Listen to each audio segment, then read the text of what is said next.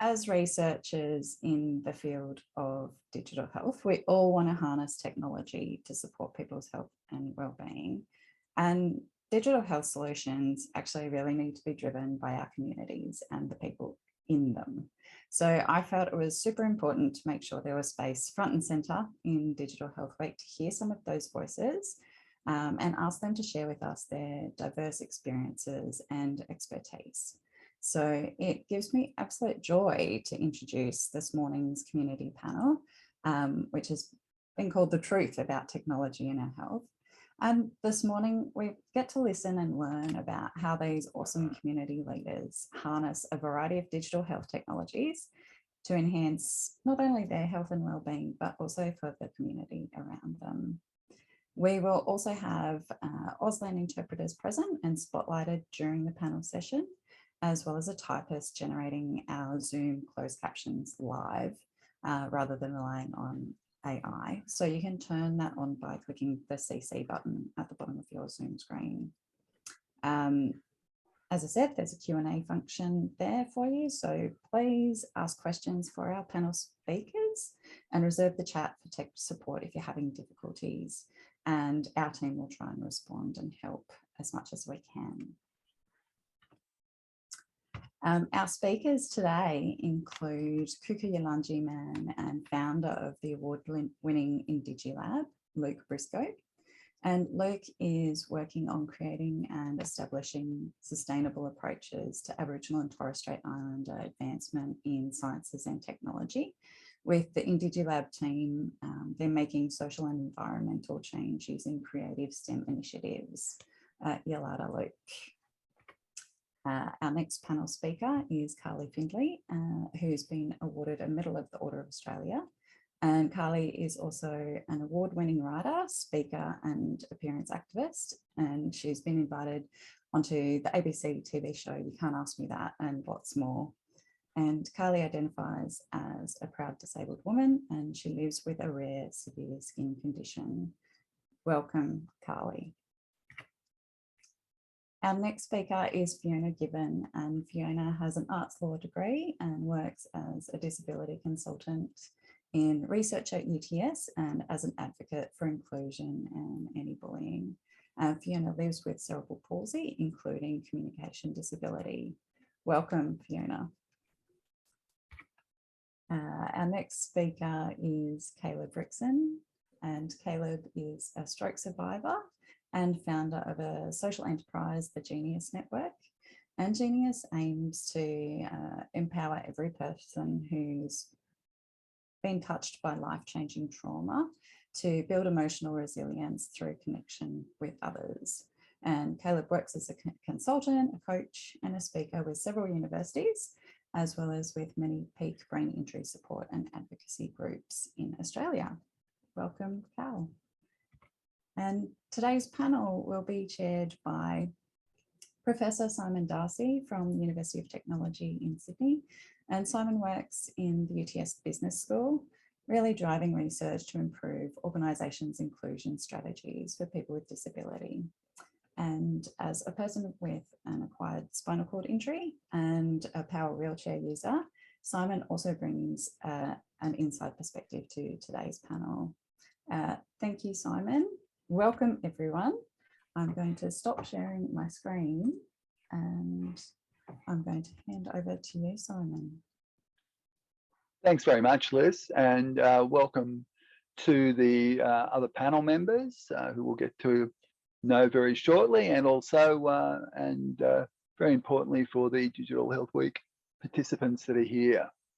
Well, who'd have thought 2 years ago that digital health would have had the prominence it has today through the intervention of a global pandemic? March 19 was the last time I was really on campus, and in the 2 years intervening, we have seen the dramatic impact that technology, assistive technology, and digital communication has had. However, for the advantages that it brings, there are well-documented issues with a digital divide that adversely affects the disability community. So, just how can technology increase individual capacity and social connectedness. Let's hear from our speakers about what works and what doesn't. We have a few questions that I'll ask our speakers to respond to. And the first of those questions is, can you tell us about how you use technology in your daily life to support your health and well-being? What works, what doesn't, and how could things be improved? I'm going to throw the first question to Fiona. Over to you. Thanks, Simon. Never before have we been so reliant on digital health. I am using this communication device because I have dysarthria resulting from cerebral palsy, which makes my speech difficult to understand. I also have complex health needs. Relying on augmentative and alternative communication, AAC, communication devices means I use technology all the time to meet my health needs. I use it to communicate with doctors and in hospital. My communication device is even given to me in recovery. This is important so that I can communicate how I am feeling. It takes even the fastest AAC users 10 times longer to communicate than people who use natural speech. Therefore, it takes me longer to communicate with health professionals. If I am seeing a specialist, I type what I want to say beforehand and print it. This saves time, which they appreciate. They sometimes put it in their notes. It would be awesome if Medicare could introduce a billing code for patients with communication disability to allow for longer consultations. In addition, I would love a mind-reading communication device with filters. As I find it difficult to be understood over the telephone, I try to make appointments online or by email.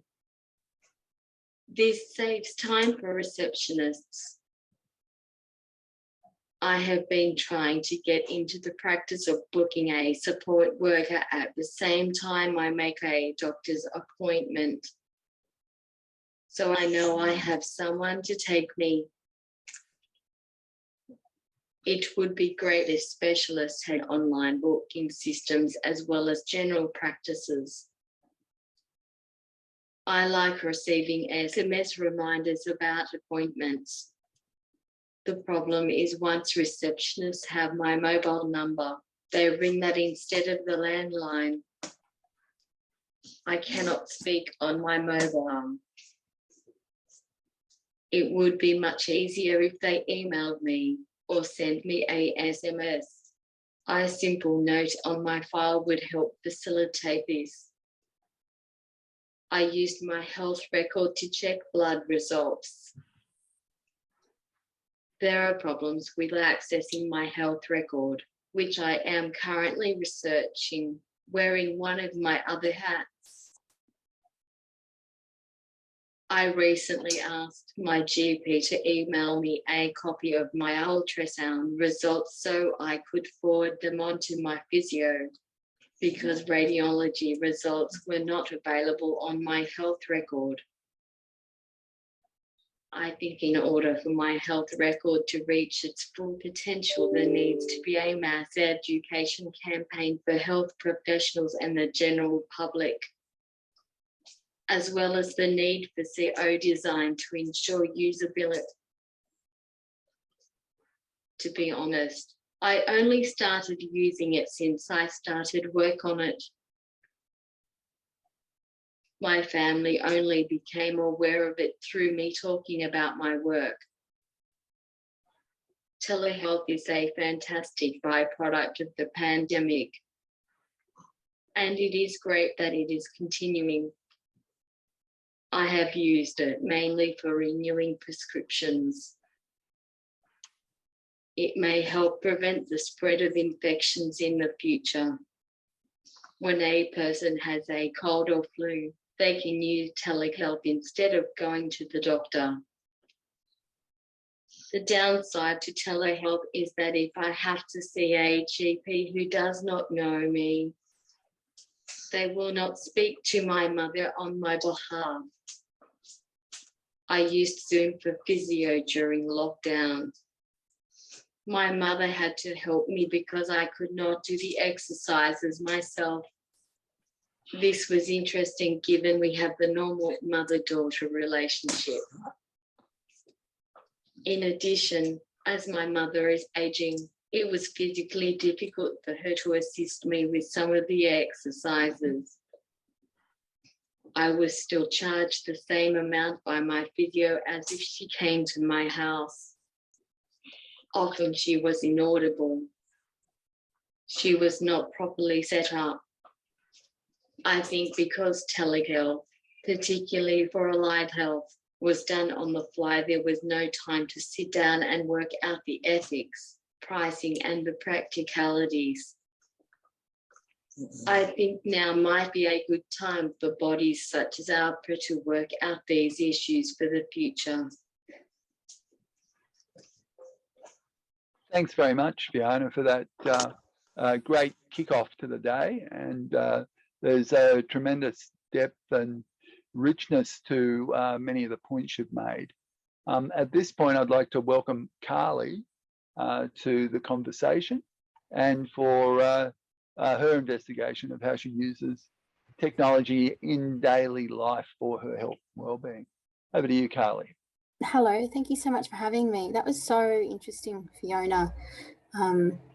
Really insightful. You use so much technology. I feel that I don't use as much technology as you to maintain my health, but I do communicate a lot on technology. So day to day, I have regular telehealth appointments, say every 3 weeks or so, either with my GP or dermatologist at the Royal Melbourne Hospital. I have a rare severe skin condition that causes my skin to be red and inflamed and itchy and painful and prone to infection. And so I used to go to the doctor quite a lot to get prescriptions and to have a regular checkup, particularly to the Royal Melbourne. And I also see a lot of other specialists there throughout the year. So ear specialists, eye specialists, immunology, and allergy specialists, and I have seen other specialists at times there. So when COVID came, my dermatology team were very good in saying, please do not come to the hospital, you are at great risk of COVID. So we like to do telehealth. And I remember my first telehealth appointment was with the pain specialist, which I only see once a year.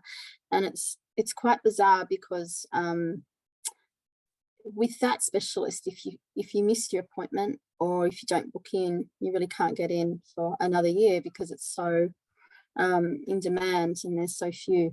And so I had this pain specialist appointment and I sort of laughed that they were as late as they were when I was in the physical waiting room. That hasn't changed. And so it's been fine to have these appointments online. However, I think the processes have been tricky. So in the 2 years since we've been doing predominantly telehealth, I've had to chase up after almost each appointment. So say there would be maybe 20 appointments over the 2 years, that I've had to make sure that I've had to chase up the prescription because they're wrong. So I get every month or so, about every 5 weeks, I get a very big order of paraffin ointment. So I get around 7.5 kilos, and it's quite a specific ratio. So the ratio that's best for me is 70% liquid paraffin, no, white soft paraffin, and 30% liquid paraffin, and that's pretty good. And then I change it depending on the temperature. So in the summer I make it thicker, in the winter I make it a little bit more slippery. And most of the time when I've had that, and because I get it in 6 months, the prescription in 6 month authorities have no idea how to do it. And so I always have to chase up. Sometimes I get like 500 grams instead of, say, 5,000 grams. So it's just one tub, which would last me for 3 days. Other times the percentage will be wrong, or the GP can do e-scripts, which is great. So e-scripts are when they're sent directly to my phone, and I can go to the chemist and show them the script. But the dermatologists at the hospital, they don't work to e-scripts. So they either do mail or fax, which neither are reliable. And when we had the Great Australia Post debacle of 2020, 2021, I was waiting a very long time for some of my scripts to come, and it was really hard. And then the chemist doesn't accept email scripts. So I actually just wrote to the doctor the other day, because the dermatologist, because the other day I realized that my appointment from December, I didn't get my antibiotics as I had requested.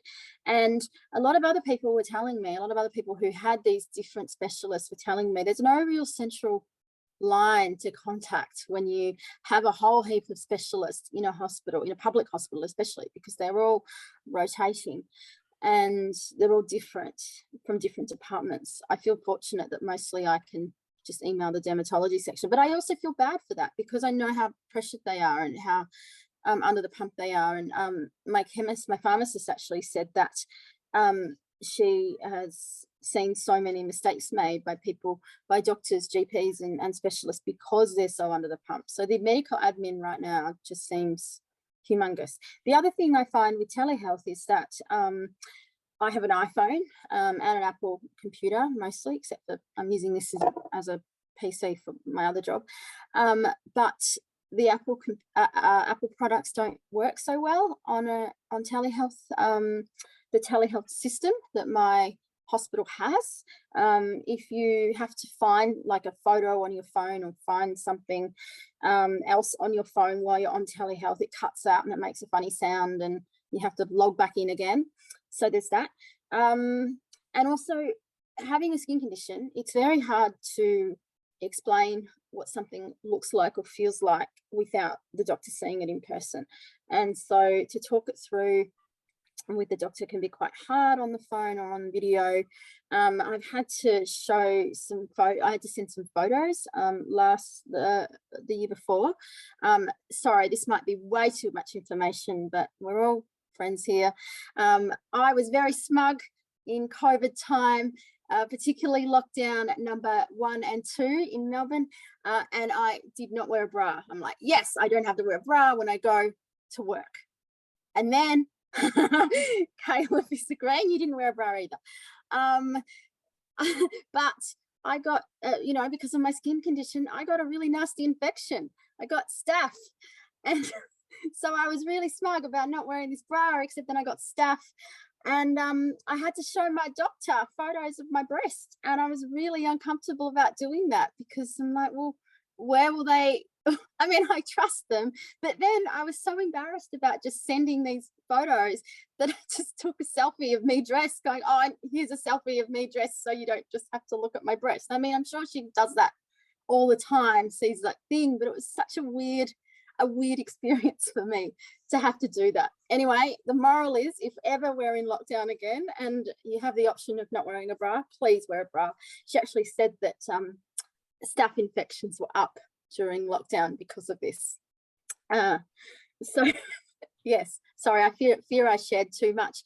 The other thing I like to say is not so much managing my health, but being present on social media has helped me, for a sense of identity and also a community, and the amazing response that I get from people with ichthyosis, the skin condition I have, to say they feel less alone, they feel more seen with other people with chronic illnesses and rare conditions who aren't quite sure if they can identify as being disabled. And then I've written about that and they said, it's because of you I've been able to comfortably do that.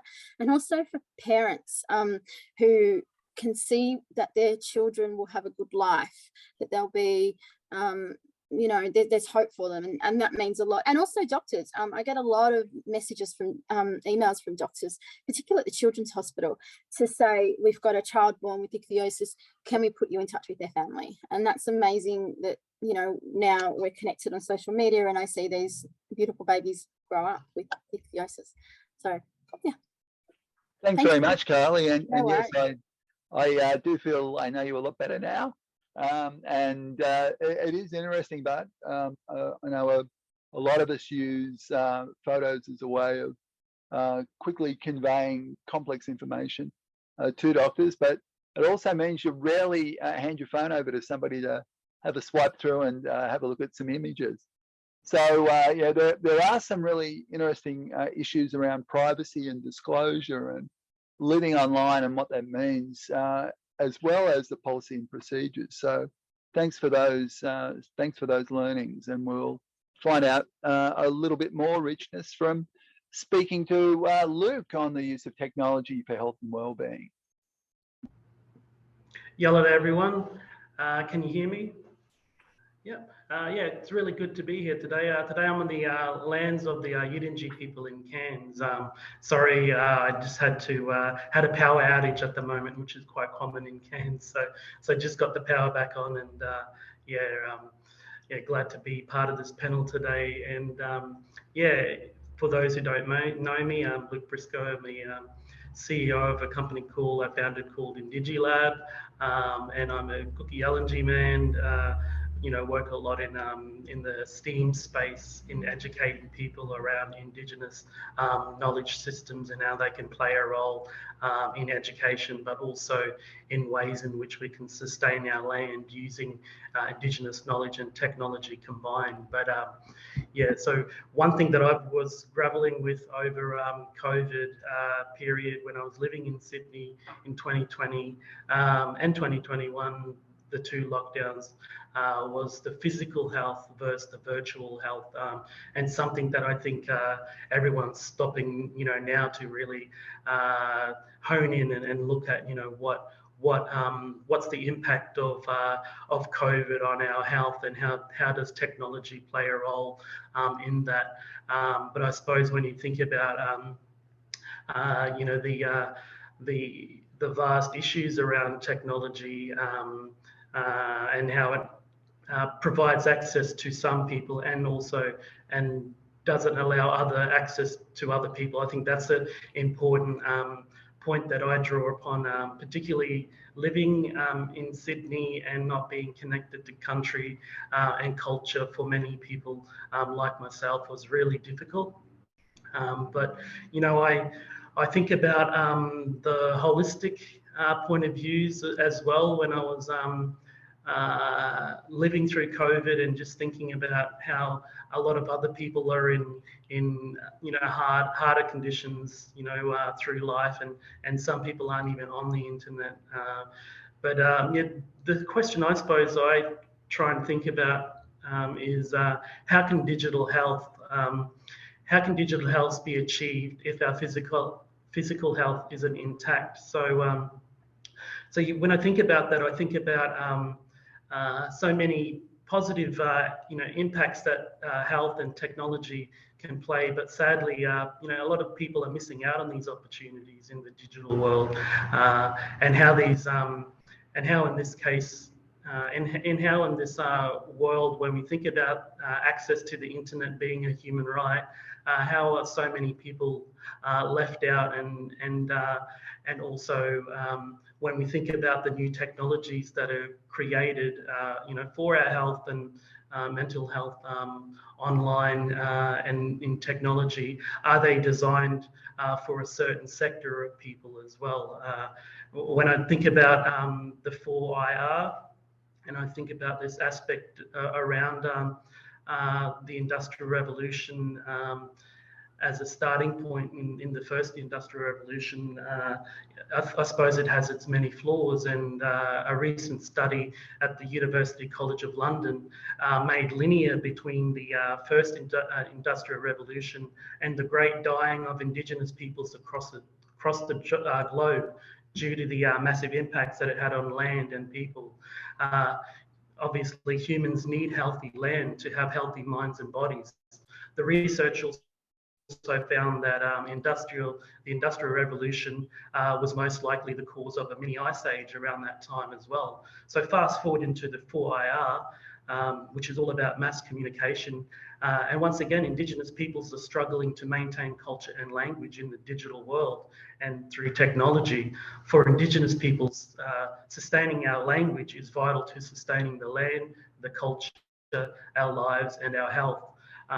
And it's not only Indigenous peoples that sustaining our language and culture through technology is vital, it's also humanity as a whole, because Indigenous peoples have great connection with country, with its wawu, which is the spirit of the land. So it's important that I think coming out of this COVID, not coming out of COVID, but like living with COVID, I suppose, like how do we think about health equity and tech equity? So in the work I do, I currently use technology and culture to really ensure that the health of Yalanji and land are intact. So I do this by teaching youth about coding and building new tech, like a little project that I'm working on called Woomba Tech, which is all about monitoring the health of native beehives. Woomba is the traditional word in Yalanji for native bees. So sustaining our land is vital to sustaining the health of people, but we can't have a healthy body and healthy mind in the virtual or the technology world unless our land is healthy. So when I think about health equity, we need to also think about tech equity in the same vein, as practicing culture through the use of technology is vital to sustaining our culture, land, sea, and the people, and the health of all people, I believe. But yeah, I think it's so important that that we come together and we really look at big global issues like COVID, and what you guys are doing now with the Digital Health Weeks is really exploring that. And it's great to hear from the other panelists talking about some of their struggles. And I suppose that's the real point about today as well, is looking at the vast differences between the needs of people and culture, and how do we raise this and levitate this so policymakers and politicians and technology and big industry understand some of these critical issues that are facing our people, because there is a digital divide happening, and from my understandings, particularly in 2020, for Indigenous peoples living in places like Redfern, was a really big impact on the health and lives of Indigenous peoples and minority groups living in those towers and places where where the air quality has an impact on your health. Just one of the major issues that really need to think about with technology and planning on buildings. And but yeah, that's all I wanted to really express today, is the need, I think, for us to come together and understand more about how technology can be used. Thanks very much, Luke. And I must say, right at the beginning where you said the power had been out, and it's out quite a lot. I mean, that's the foundation to digital technologies and those abilities. The other thing I really drew from what you just said then was around health and well-being in the digital space. It might be able to assist us, but certainly I know, and I'm on Guringai land in Sydney where I live, and Gadigal land where I work, and the green space behind me is something I deliberately looked at when I was looking at an office, and not just seeing, you know, the Brady Bunch squares on the screen. And not surprisingly, a lot of us are going through vitamin D deficiencies through isolation and being inside all the time, and being able to get out and enjoy the you know, the life outside of our digital lives. Thanks very much for that kickoff. Over now to Caleb, and also thinking, Caleb, around not just what some of the issues have been with tech, but also how you could improve them. Thank you so much, firstly, for having me. Can everyone hear me? Yes. Yep, great. Thank God. Sorry. Yeah, I just want to sort of like bounce off the brilliance of the panel already. I'm like, oh gosh, I'm gonna try and turn this through. No, it sounds, I feel like what I wanted to sort of share about my relationship with technology and how it has incredible capacity to influence change and optimize health in all aspects of, I think, the human experience. I feel like Fiona, Carly, and also Luke, what you just said was really about tailoring. Like, tech has to be so tailored and it needs to be flexible. And I think to sort of also bounce off what you just said, Simon, like sort of bringing up the isolation aspect of COVID, although, you know, I don't want to champion a global pandemic that's having devastating impacts on everyone's lives. There's like a residual kind of sense of, I think, connection that's been increased because of the pandemic, this global sense of isolation, which for myself as a stroke survivor, you know, 13 years ago was when my journey began. You know, I guess the disability space, or the acquired disability space, can be an incredibly lonely space, and it's inherent everywhere. And so for me, I use technology really to always figure out ways to sort of decrease my cognitive load, like unnecessary cognitive load, being that my brain injury is, you know, I have some sensory management, I guess I'd sort of say. But really, I was thinking about this, and I think that for me, it comes down to sort of three areas of my health, my wealth, and my social stealth. That was my little, I always remember things in like either alliteration or a rhyme. It really helps. But I thought, well, technology for me is like at every node of my life, like right now, obviously for like this sense of like, you know, individual capacity for me, this sense of social connection as well, because I'm looking at Carly and looking at Luke and looking at Fiona and you, Simon. But also I use, you know, I've got a light here. I use my iPhone, like you were saying, Carly, like that, to be honest, I'm so Gen Y. It's very like my lifeline to my health holistically. It's how I get up in the morning. It helps me, you know, prioritize everything that I've got to do in a day, or that I want to achieve in a day. It makes me, for better or worse, sometimes I'm not sure, but like accessible to my community and Genius Network. You know, we're essentially more than just a social network. We're really a capacity building community. So a space where people touched by trauma and adversity, neurodiversity, can build capacity to engage and lead.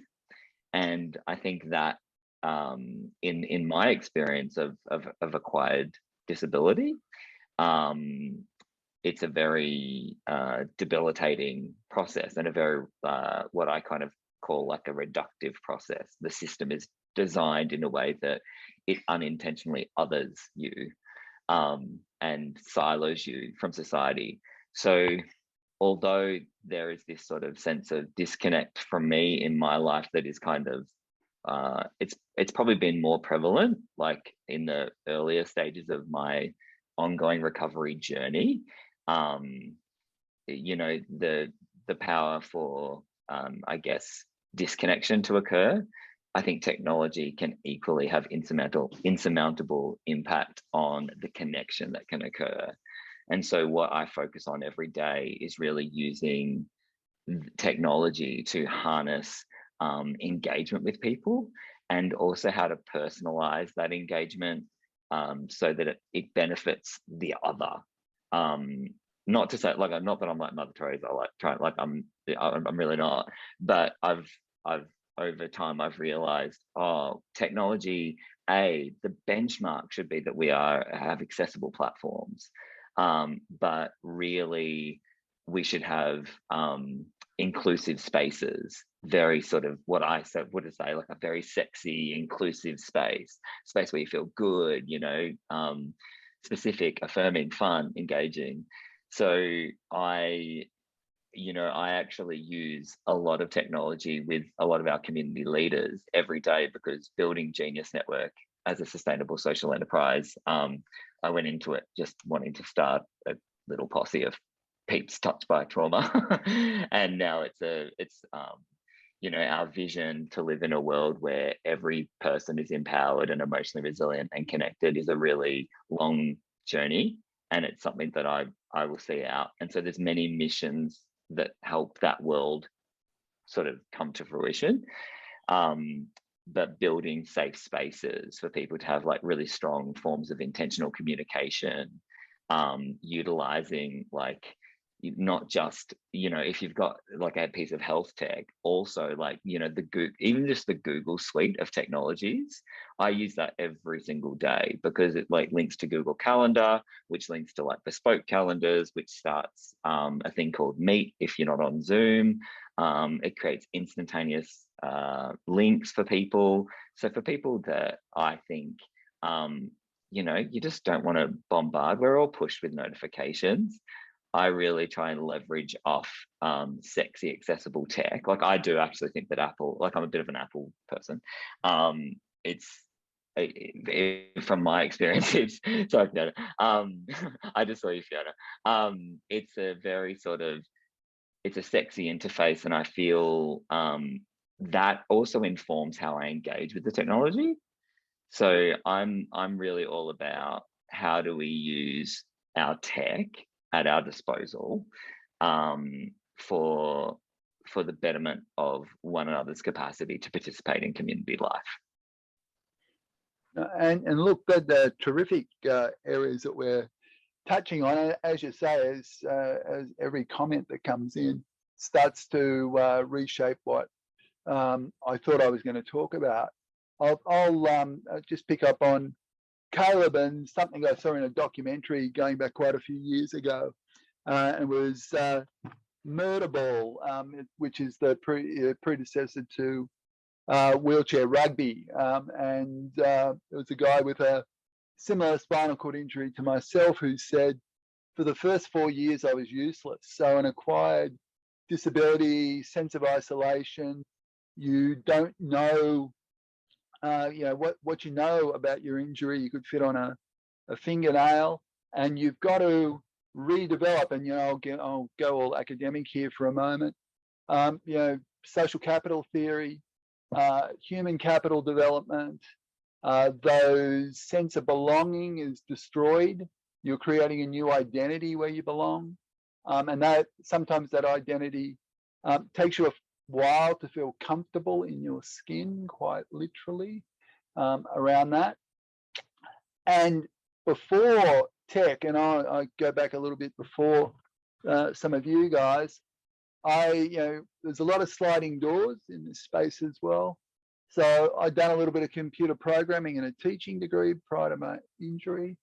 And if anyone remembers DOS, you're pulling out your fingernails already, probably. And at the time, I didn't know it at the time, but this Apple Macintosh thing came along, and it was a technology that was, as Caleb was saying, inverted commas, sexy because it made things easier to do. And that opened up a different world where everybody then tries to pigeonhole you into working computers, where computers are a tool to what I wanted to do. So it's really interesting that waves of tech innovation are so important for developing our human potential and what we want to do.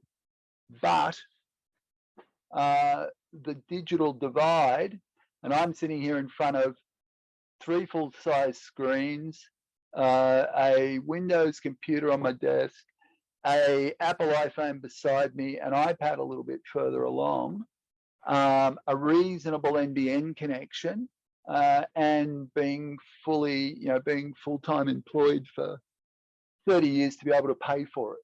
So we live in these complex worlds. So I want to move on to the second question, and we've sort of cut across that a bit. And Caleb really started to get stuck into it, so I'm hoping others on the panel can now contribute to the second question, and that is, how has technology helped or hindered your relationships and connection? And I'll kick off with just a little anecdote. I never thought I'd go to a drag trivia night online, but it was good fun. And in the midst of the pandemic, was something that made you smile, and also remember what entertainment's also about. So Luke, I might bring you in first up this time to have that contribution around how your relationships have been hindered or helped with the digital tech.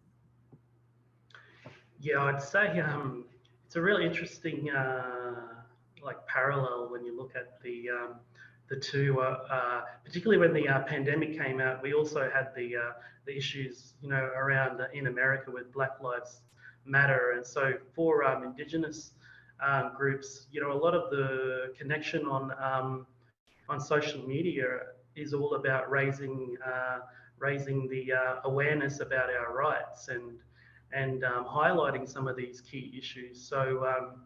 So I think when we look at that aspect around technology and whether or not it's a hindrance or if it's a positive solution to connecting, I would say it helps to mobilize people. I personally don't use much of the technology like social media to really do anything other than activism, because a lot of the I suppose the research out there is telling us that racism in the online space has skyrocketed. So there needs to be a bit of a balance. And but I'd say one thing that I really during the pandemic had really used technology for was making music with other people, and not necessarily using social media because to connect with music, but other platforms. So I think with what's happened with the pandemic is that people are also stepping out of these social media spaces as well and going into pockets of communities, where they feel like they belong more, or they're getting out of the white noise on social media. So yeah, I found all these amazing people online, and then I started a group called Earthkin, which is a label now, which I'm working on music with artists in Africa, America, China, and my background's music producing as well. So really encouraged me during the pandemic to hone in on my art, and not necessarily, I suppose, always connected to the digital space, because a lot of the music I make is and the way that I make music is through acoustic instruments anyway, but recording them and all that stuff was vital to I suppose continuing that positive way forward of health and well-being, because I find when I listen to electronic music, with too much electronica in it. It's really, doesn't really resonate with, with me. So, but yeah, that's one really way forward, I think, for technology for me, was getting back to the love of music that I found. And I understand that a lot of people had found that as well. But then the music also then relates to the discussions around protesting as well. So even though it's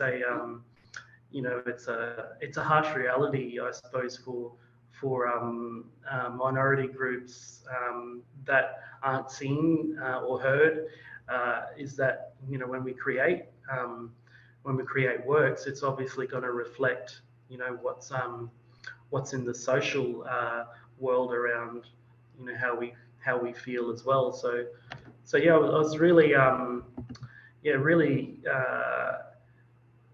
suppose it's really good to come out of the pandemic with some extra skills, or some extra something extra that I thought I had lost, in the scheme of constantly working, because I think it's important to have art and culture. Thanks, Luke. Thanks. And Carly, you picked up on some of these aspects about relationships and connection, but I'll pass back to you for some further comments, I know, in the social media spaces. Sure. So I've been using the internet for a really long time, since it came to Australia, I guess, since it was available in around 1996, 97. And when I went to high school, I was and still am an enormous Savage Garden fan.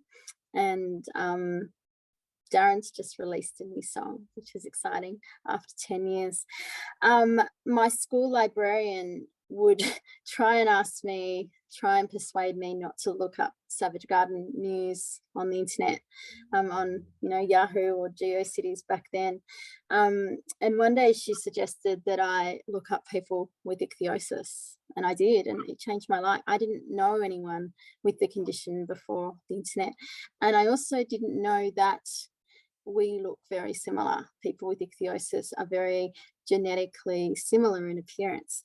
And so back in 97, 98, 96, 97, 98, it was really hard to put in a photo on the internet, because you had to have a scanner, and then you had to have the photo printed out, and then you had to put it on, and then you had to somehow get it on to the computer and put it on the internet on dial-up. So I didn't actually see anyone's face probably until the early 2000s. But I was able to chat to people and see what was possible, and see that they had lives, they had careers, they had relationships and happiness. And that was really important for me. And I'd been blogging for a while as well, or reading blogs and then writing myself. And I started to write about my own experiences with this condition in probably around 2006, maybe, when we had MySpace. And then I changed over to a blog of my own. And that just led to a whole heap of writing opportunities, speaking opportunities, and meeting people. I've met so many people with ichthyosis now, which has been really great. And so that social connection's been great. In terms of access to art on the internet, I work for Melbourne Fringe. I work a lot with Dave Childs, who's our Auslan interpreter today. And we work to, in my role, I work to make art more accessible for disabled and deaf audiences. And we've seen that the pandemic has allowed art to be made and viewed by people who have not had that opportunity before, because some people who I've worked with at Fringe have told me that they've never been into an art gallery, or they've never been able to watch a show in a theatre before it was made possible on the internet because of the pandemic.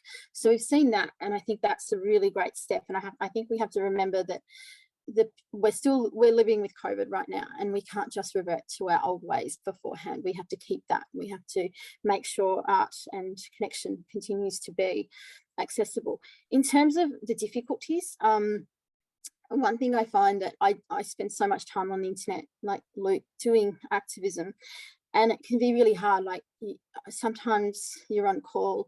I saw a Facebook post the other day that I wrote in 2017, and I had this woman write to me to ask me how she should speak to someone with a facial difference and a skin condition. And because I didn't respond in 24 hours as she wanted me to, she said, that's it, I'm never going to talk to anyone with a facial difference or skin condition again. And I'm like, well, my silence wasn't my answer.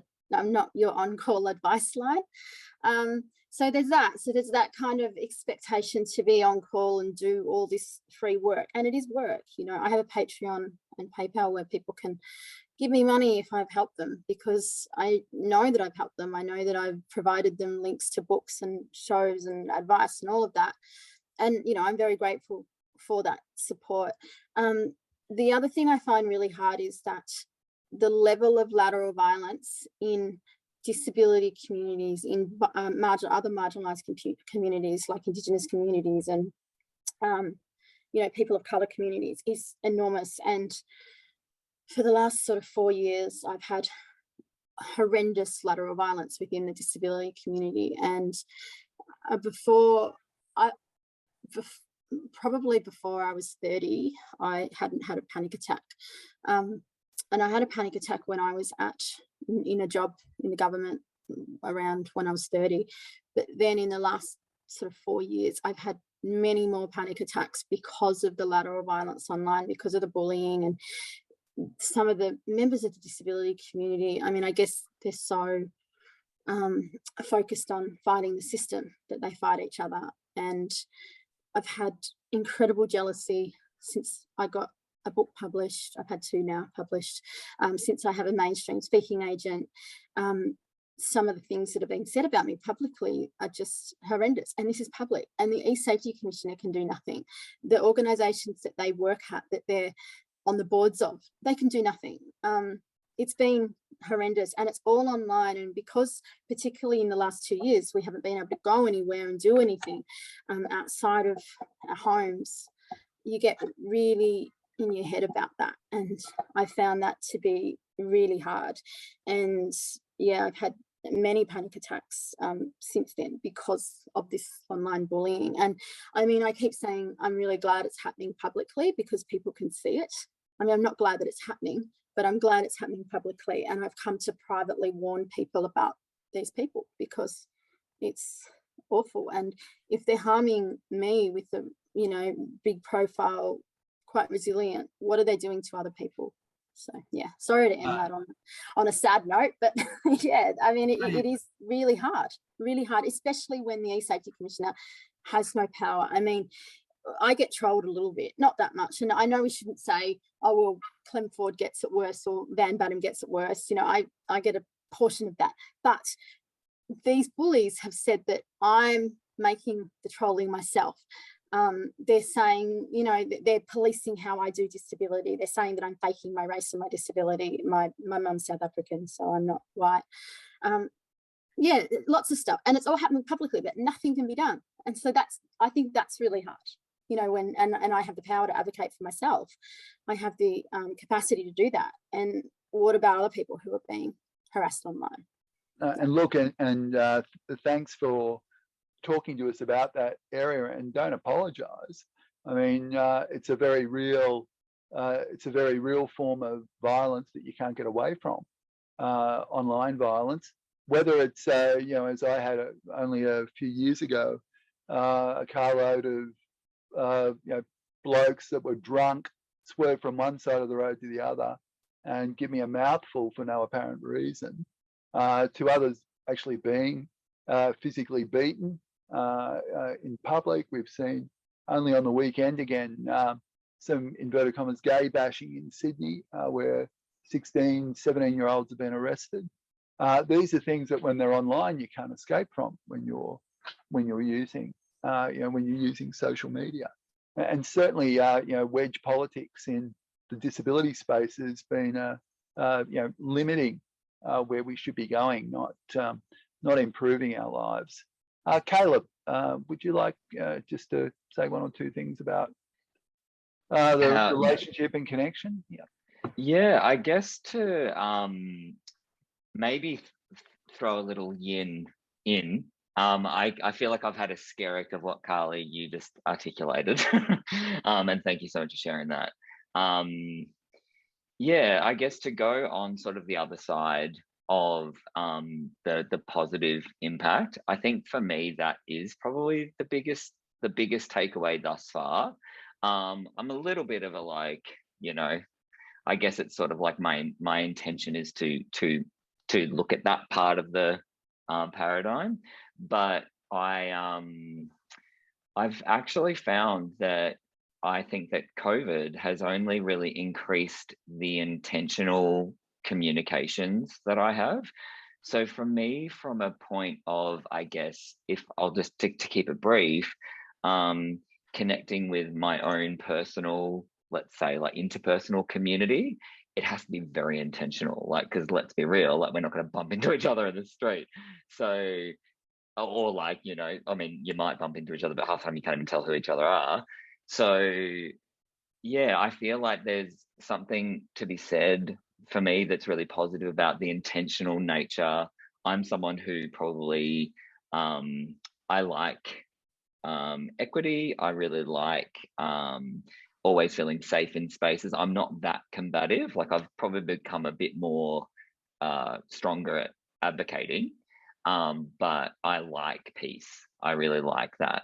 So I actually think that that COVID for me has largely had a greater social impact on everyone, because we do have we've got like a little modicum of understanding now of each other's experience, because we've all kind of got one, even though we've all been in, you know, skin, granted, different skins, but we've all got this human flesh experience. I think COVID has actually only increased society's awareness of also each other's boundaries a bit. Like, I don't know if that's the people that are in my kind of sphere. I'm, you know, maybe I'm in like a really hipster bubble. I don't know. But people like, if you know, mental health now, like if you need space, if you're just like, or if you drop out, I find less people are like, oh, well, you're ignoring me, even though also on the yang side, Carly, just so you know, I do get that because I am a community leader of a very diverse community. So, and it started literally in this room. So there is this sort of sense that I should be just available all the time. Like, I do videos, I do blogs, you know, that sort of stuff. And I think that's problematic, but that's about boundaries. And I actually have noticed either people are just bored of me, which is fine, but I actually feel like people in general, we understand that each other will have a boundary at some point. That's a real yin side to what is also very yang and realistic. Thanks, Caleb. And that whole area of the way we choose to engage or not engage, and certainly the crossover with mental health across all areas of disability and intersectionalities, something that's, you know, well recognised, but not necessarily well resourced. So I'm getting conscious of time. I want to finish with Fiona on this question, and then we'll probably be moving towards questions from the panel, because we've got questions from the audience after that. Fiona. I used and continue to use technology to stay connected with people during the pandemic. It has enabled me to continue to work. I do tribunal hearings via video. I connect with colleagues through various digital platforms, including Zoom, Microsoft Teams, and Skype. I join board meetings via this method too. It is important to note that due to the increased use of video conferencing, I have found that I have been able to request that instead of a phone call to interact with a range of people, including service providers. This is much easier for me. I have some friends who I have a glass of wine with over Zoom. On a funny note, my lifelong friend lives in Canberra, and it was only during the pandemic that we started to Skype. I said we could have been doing this for years. You know, what is wrong with us?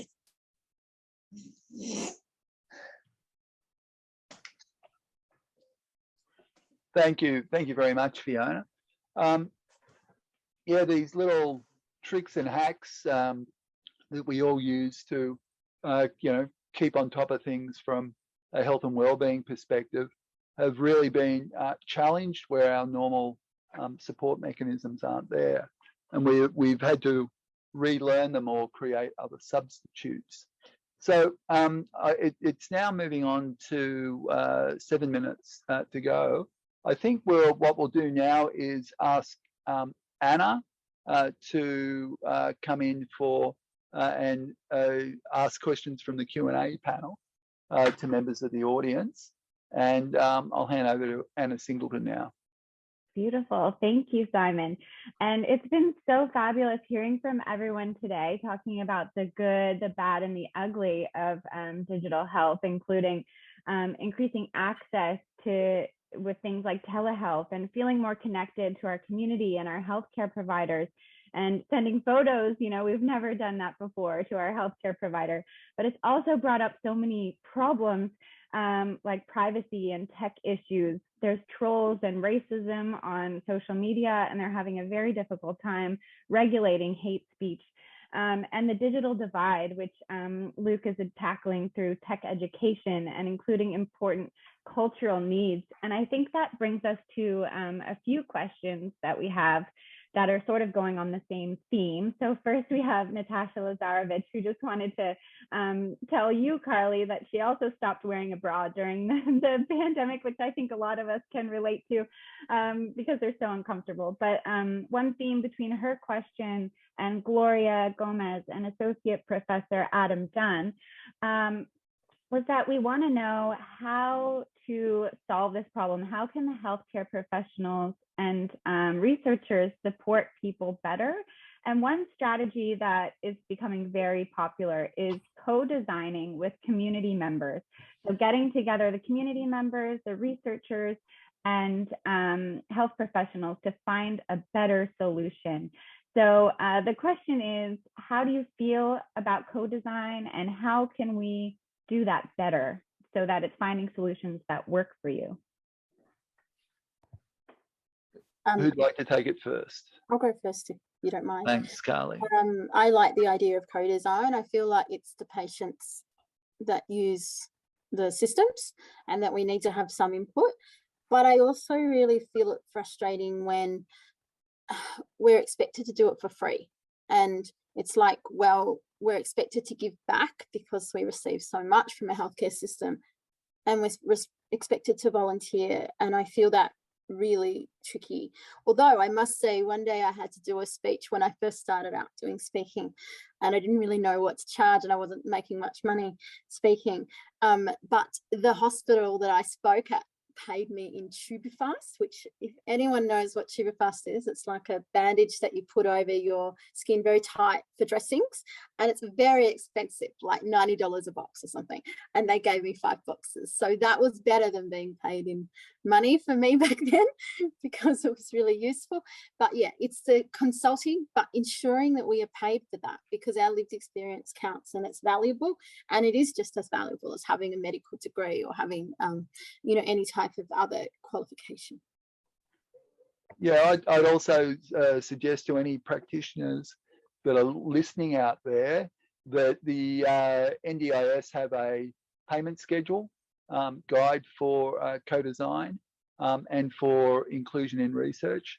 And certainly our research network at UTS has championed the employment of suitably qualified people with disability, and also recognising the value of lived experience within value creation that researchers are involved with all the time.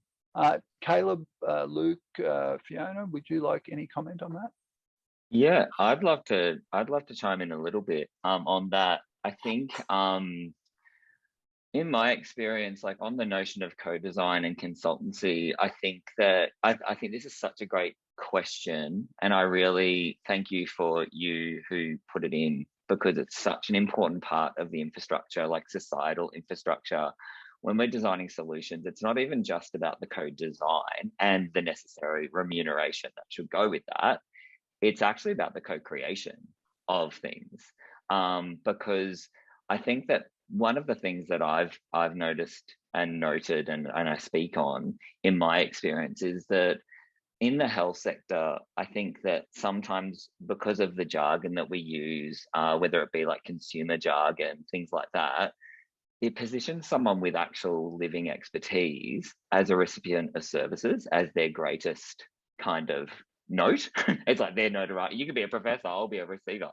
And I think that when it comes to co-design, it's actually about, creating spaces where someone that is has a living expertise of an experience, can be part of, and this is in numerous ways, the creation of something, whether that is the advisory, right through to the actual development and design, right through to the creation of the testing, and then maybe the proliferation of the product, like the delivery of it. Like it needs to be end to end. And I think that actually the thing that we need to find when we're doing these things is that we need to connect on a really clear set of shared values. When someone has a digital solution or is trying to create a solution, it's getting to the end user, finding those values, establishing a vision, and then agreeing upon a mission as to how you're going to create that world together. We go ahead, Fiona, and then Luke. I would just like to echo what Carly said. It is important to recognise lived experience as almost a qualification. Thanks, Fiona. Luke? So a lot of the work I do around designing my programs and projects, and also the work I've done in policy development over the years, working at the National Congress and in media arts policy, I've come to realise that the critical issue that our policymakers face is that they don't understand what the one word culture means and how it responds to people. Our word culture, for culture in my language, it means jungaji. So when I look at the original meaning of the word in Latin and the French origins, is that it means connection to country and drawing out your knowledge from connection to country. So with the projects I do now, I include a project. I suppose it's like a co-design project, but it's what I call the Indigenous Cultural Indicators, and it draws on Indigenous knowledge systems to understand how to best roll out a program.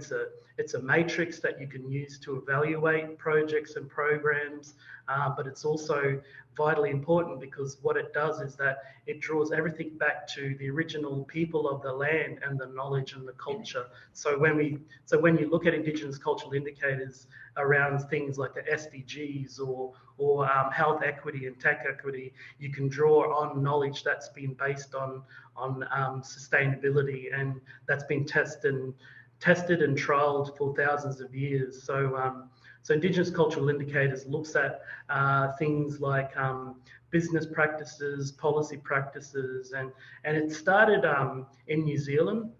They've been working in New Zealand with aligning Māori indicators to look at the impact of youth programs that link into agriculture and how that can have an impact, but it also aligns to their treaty as well. So that's I think a vitally important thing to remember with our policy is that these pockets of cultures that we have are very different, and we need to come up with solutions that each sector of society really can draw on their strength and knowledge, and for things like the work that I'm doing with aligning STEAM and Indigenous culture. It's vitally important because there's the other aspect of cultural misappropriation, which Indigenous cultural indicators ensure that the right people are linked into the right content creation.